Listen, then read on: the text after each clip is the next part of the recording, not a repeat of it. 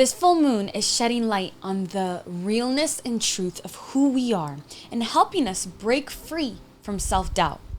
We just have to be mindful of a couple of things. Hello, my loves. Welcome back to my channel. If you're new, I'm Leeor Alexandra. Welcome to the V community, where we talk about the law of attraction, spirituality, personal development. And a couple times a month, every month, I like to share new and full moon energy readings so that we can connect to what's going on in the cosmos, noticing the blueprint of the stars and what the energy is offering us for our own individual experience, for our own growth and transcendence, and also for the collective. So I come up with these readings based on what I feel intuitively is happening in the collective consciousness, decoded through astrology and oracle readings, which gives you a guide to dance through this energy. Take what resonates, leave what doesn't, and always let me know in the comments. Today I want to talk about August 1st, full moon in Aquarius, the first of two full moons this month in August. The full moon will be at 11:31 a.m. Pacific, and this is a super moon, so you can expect to already be feeling it if you haven't already. I would say up to a week beforehand, it's pretty strong, and at 1 or 2 days after the full moon. So in today's reading, I'm going to be talking about the themes we're being presented with, integration of these things, some things to be mindful of, and then I'm going to give you some journaling prompts to help you really get in touch with this energy and practice deep introspection, which is always good to do on full moons, especially this one. So you can expect this full moon in Aquarius to feel tense and intense. However, it doesn't necessarily feel negative to me, especially if you pay attention to the things that we need to be mindful of during this time that I'll be offering. As we know, full moons are times for things coming into fulfillment, into completion, into culmination. Chapters ending so new ones can finally begin.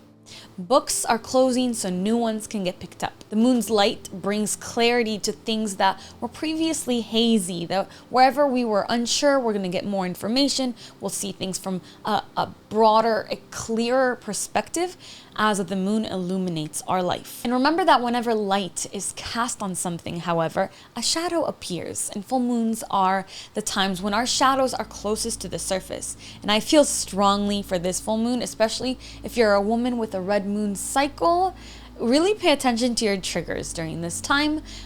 Trust me, your deep breaths will be your best friends right now. Breathe through it all. We're going to be feeling a lot, and that's perfectly fine. The full moon in Aquarius is an air day, and on the actual day of the full moon, we're tapping into the theme of how do we experience belonging to a group. So you might already have had this thing come up in your life where it's like, where do I belong in this group? Do I feel good about being in this group? Are these my people? Is this my tribe? These questions are going to come through in a very intellectual way. You're going to naturally and instinctually want to kind of be more rational about the answer. Well, this is the pros, this is the cons. But actually, I think that the answer is going to be found in a more intuitive way in the heart. And we are in Leo season, so accessing the heart is right there and available for us. So just listening to what your heart is telling you. Do you love?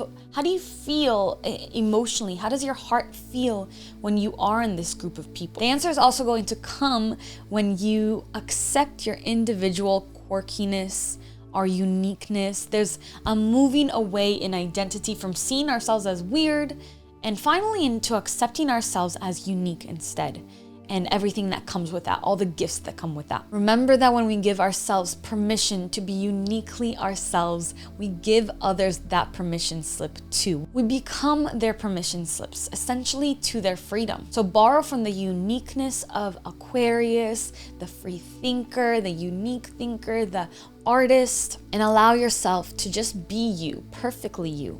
The more curious you become about who you are, the more self-acceptance you can cultivate. Also, I want to remind you the theme that's been following us lately, which is fortune favors the bold. If we want big changes, we have to make big leaps of faith to ourselves, right? And now let's touch on the themes I've picked up on. The first theme is big, future-focused thinking. The cosmos are inviting you right now to hold onto a bigger picture than before and to make decisions and choices that have to do with your future in a really big way, right? So this might show up as leaving somebody behind. This is making space and making way for something much bigger. And I don't mean that necessarily romantically. It could be, with a friend group, or maybe an opportunity or a career or something that needs something big that you have to revisit and ask yourself, like, is this really what I want right now? Is this still aligning with my values? Is this person, or is this career, or is whatever it is, right? During this time, keep your sights on the bigger picture. The second theme that I've picked up on is receiving messages from beyond in a lot of subconscious work right now, subconscious exploration. So we have Neptune in Pisces, which forms a supportive sextile to Pluto, the planet of transformation. And this is bringing us an opportunity to dive deep into our subconscious for something, likely for healing, but also maybe for some interesting new idea, some guidance, right? So pay attention to your dreams. Any hidden truth that arises from your dream, or maybe from stream of consciousness journaling, might really shed light and lead to transformative insights right now. So definitely journal, meditate, do any sort of self-reflection that helps you explore your inner world. Number 3 is rethinking your love relationships and your values. So Venus went retrograde in Leo on July 22nd. Venus is bringing us an opportunity to reevaluate what is it that we want in our relationships. We were talking about this just a second ago. What is it that you really want in your work? And what is it that you really want from yourself? It's time to really ask yourself those questions. Right around the full moon is a great time for this introspection. What is it that I really want?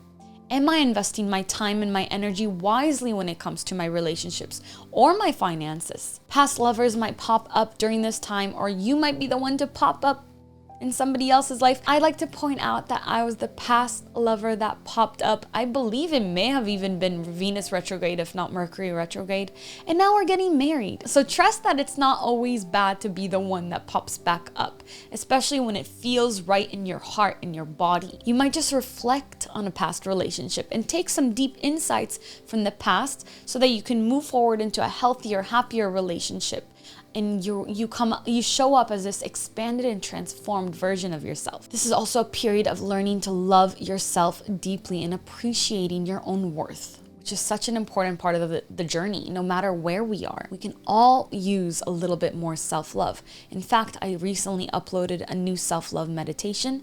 I'll link it down for you below. I recommend really doing that around the full moon, especially with all these emotions coming up and this intensity that you might be feeling, just coming back to yourself and allowing yourself to give yourself the love that you give everyone else so freely. Fourth theme that I've picked up on is feelings of limitations to the soul.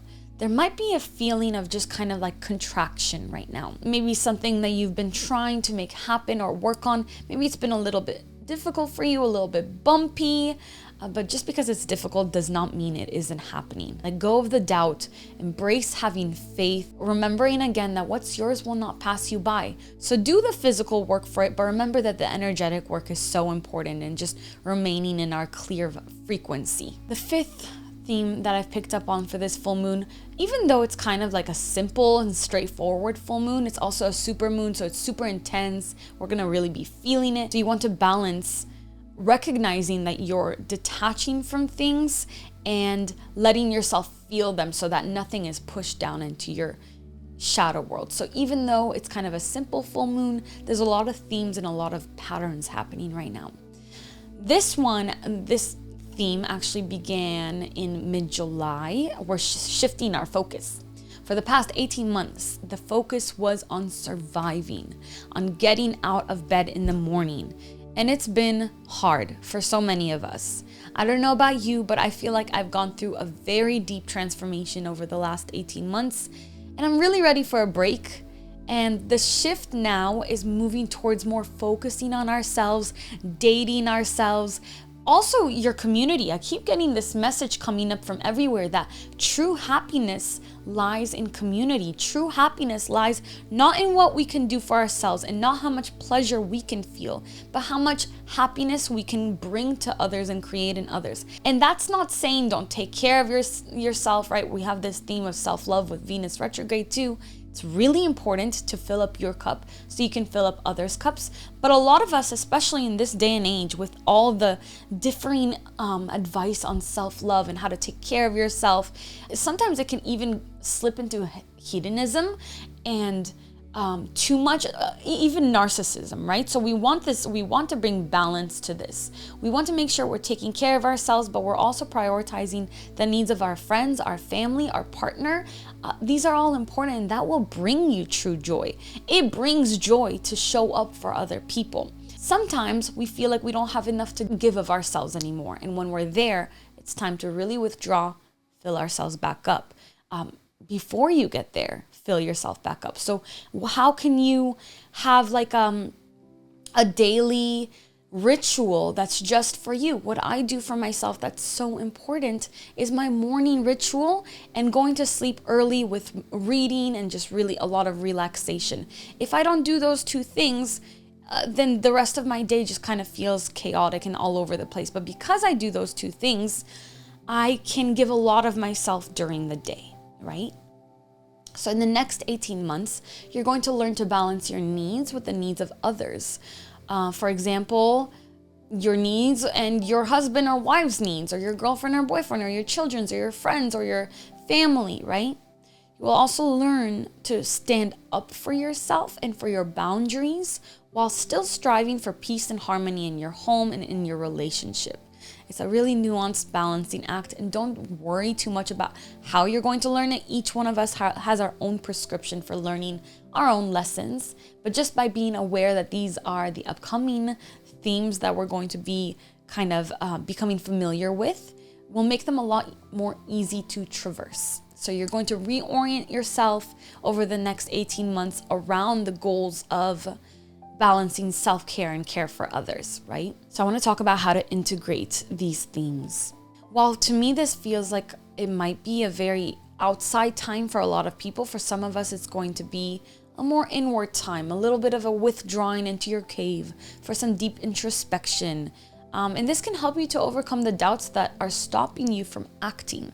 There might be, in that feeling of limitations, you might not be acting because you're afraid, right? So recognize and validate your fears and your doubts, especially around this certain thing that you feel kind of constricted in, but don't let them paralyze you. Use them as a tool to prepare better. So don't let your doubts and your fears stop you. They can help you to pinpoint areas where you just need to be more prepared, right?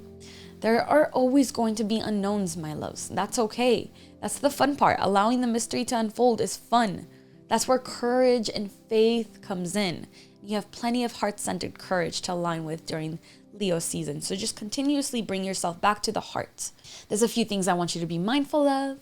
Be mindful of potentially being the instigator in any conflict with your loved ones, with friends. Instigating conflict right now will be just chaotic and unproductive. What's more productive is to journal, write a letter, never send it, or at least wait until later on when the full moon energy subsides. Then you can revisit it with a level head and an open heart and have a proper conversation. Also consider watching out for projecting your shadows, which are arising during the full moon, onto your loved ones. So maybe the triggers that we talked about in the beginning of this video are coming up, right? So maybe an ex in the past cheated and you're gonna feel kind of like you want to project that onto your new lover who deserves your trust. Maybe you used to fight with your brother a lot and now you're picking fights with him because that's how it always was, and like that's what's coming up for you right now to be acknowledged. So watch out for these inner demons wanting to come out and play during the full moon, and just be aware of them and let yourself process them. Don't push them back down into the shadow world. The full moon gives us a chance to work through these things.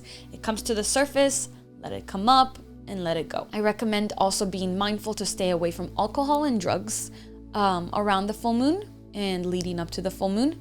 Keep your wits about you. Crazy energies are out to play right now. If you have a big event and plan on drinking, pray over each drink and drink plenty of water in between. Now I'd like to give you some journaling prompts so you can get the most out of this energy. These are a little bit different than we usually do. So I recommend doing a little bit of self-care time for yourself, in the morning or at night or right around the full moon, and taking a good amount of time to answer these. So number 1, when was the last time you doubted yourself and felt vulnerable? How did that feel? If you can speak to your past self in that moment, what support would you give them? What message would you share? And I'll write these in the description for you.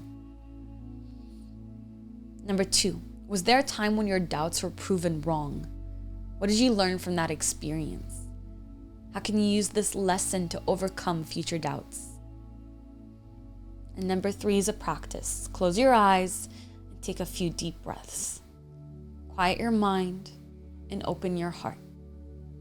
And in this space, consider, what is my heart telling me? What wisdoms is it sharing?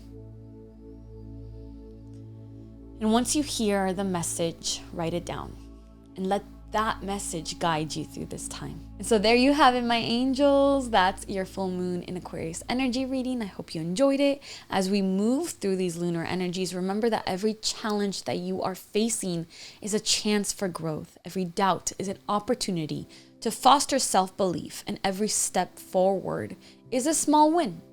You have the strength within you to overcome anything and to truly shine like Leo season wants you to. And you can let yourself shine as your unique, beautiful self and be a permission slip to everybody else to do the same.